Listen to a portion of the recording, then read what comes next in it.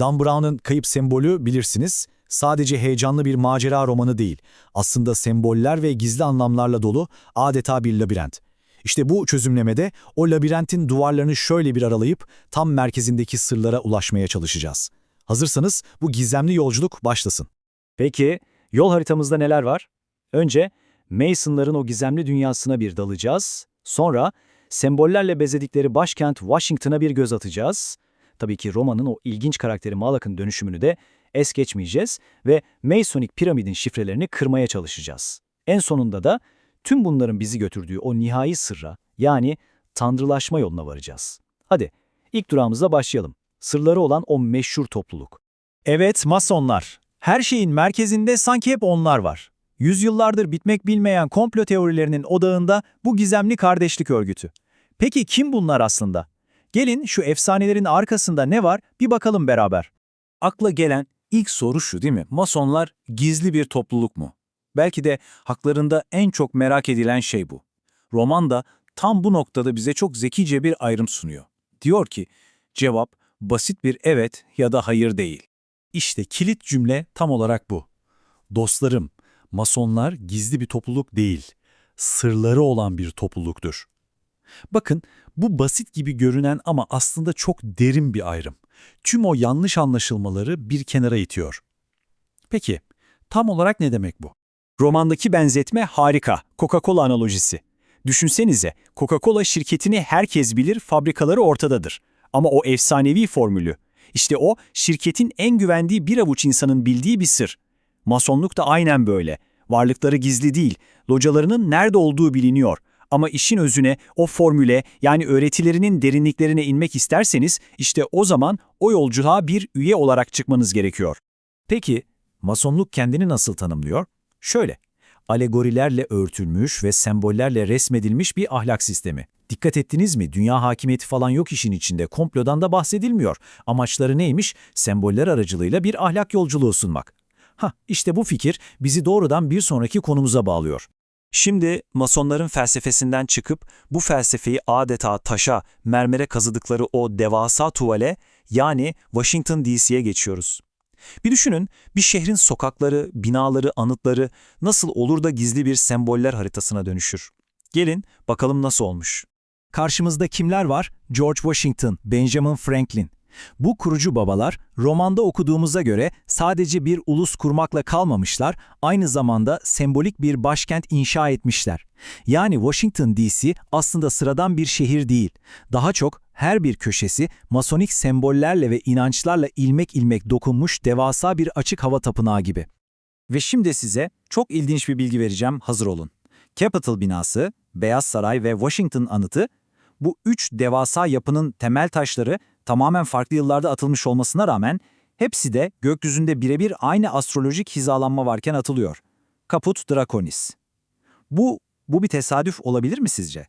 Yoksa bu şehrin kaderi daha en başından yıldızlara mı yazılmıştı?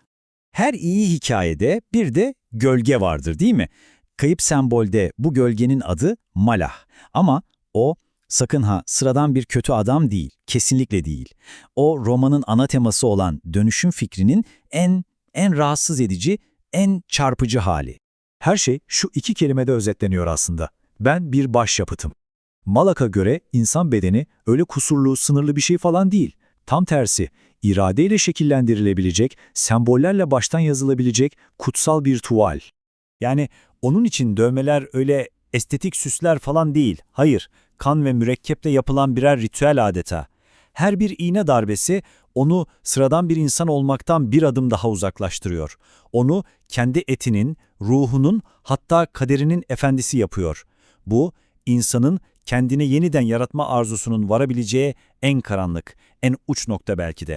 Malak'ın vücuduna baktığınızda sanki yürüyen bir semboller ansiklopedisi görüyorsunuz. Ayaklarında şahin pençeleri var, bacakları bilgelik sütunlarını temsil ediyor, göğsünde çift başlı bir anka kuşu, kafasındaysa kendi kuyruğunu yiyen o meşhur yılan Uroboros.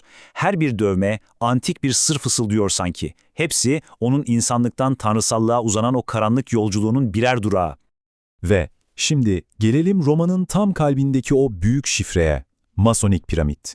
Bu ilk bakışta tam bir kaos gibi görünen bir şeyin içine gizlenmiş kutsal bir düzenin hikayesi aslında. ve bize şunu fısıldıyor. Doğru açıdan bakarsan en büyük karmaşanın içinde bile bir anlam bulabilirsin. Kitaptaki karakterler işte tam olarak bununla karşılaşıyorlar.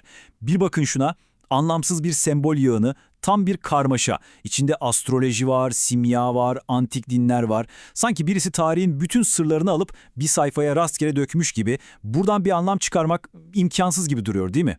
Ama derler ya, her kaosun içinde bir düzen vardır. İşte burada da devreye bir mason olan Benjamin Franklin'in o meşhur sihirli kareleri giriyor. Bu semboller doğru algoritmayla, yani doğru anahtarla yeniden bir araya getirildiğinde o anlamsız karalamalar birdenbire hedefe giden yolu gösteren gizemli bir haritaya dönüşü veriyor.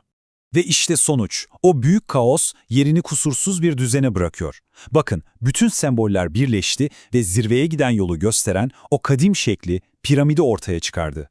Bu, dağınık bilginin bilgelikle bir araya geldiğinde nasıl bir rehbere dönüştüğünün en net kanıtı.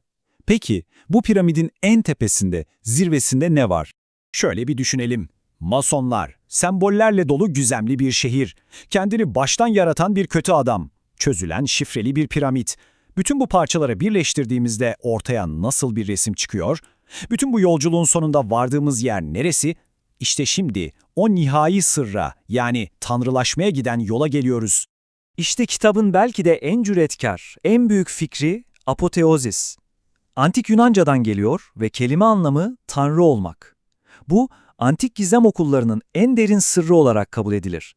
Yani insanın sadece yaratılmış bir varlık olmadığı, içinde bir yaratıcı potansiyeli taşıdığı ve doğru bilgiyle bu potansiyeli ortaya çıkarabileceği inancı.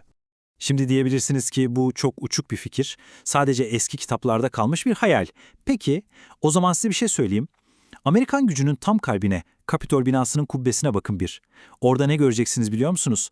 Ülkenin kurucusu George Washington'ın bir tanrıya dönüşünü anlatan devasa bir resim. Ve tablonun adı da ne? Washington'ın tanrılaşması. İşte bazen en büyük sırlar tam da böyle gözümüzün önünde durur. Piramidin en tepesinde bütün o bilgeliği özetleyen nihai sembolü görüyoruz. Öyle karmaşık şekiller falan değil, tam tersi. Belki de evrenin en basit ama en derin şekli, circumpunct, yani ortasında bir nokta olan bir daire. Peki bu kadar basit bir şekil nasıl bu kadar önemli olabilir? Çünkü gücü tam da bu evrenselliğinden geliyor. Düşünün, antik Mısır'da güneş tanrısı Ra demek.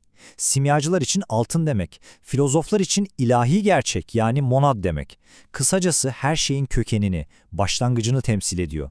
Sanki farklı dillerde, farklı zamanlarda söylenen ama hep aynı anlama gelen evrensel bir kelime gibi. Kaynak, Tanrı. Ve geldik romanın son ve belki de en kışkırtıcı iddiasına. Diyor ki, bu derin bilgelik sadece Mason localarında saklı değil. İncil gibi dünyanın en kutsal metinlerinin satır aralarında da gizli.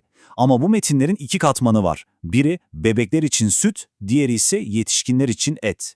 Yani yüzeydeki o basit hikayelerin ötesine geçip asıl derin anlamı, o eti görebilmek ancak olgunlaşmış, arayış içindeki bir zihnin yapabileceği bir şey.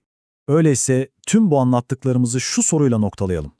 Ya aradığımız o meşhur kayıp sembol, Washington'ın altındaki gizli bir odada falan değilse, ya asıl büyük sır kendi içimizdeki o henüz keşfedilmemiş potansiyelde, hani şu bahsettiğimiz tanrılaşma kapasitemizde saklıysa, belki de en büyük hazine avı dışarıda bir yerlerde değil, tam da içimizde başlıyordur.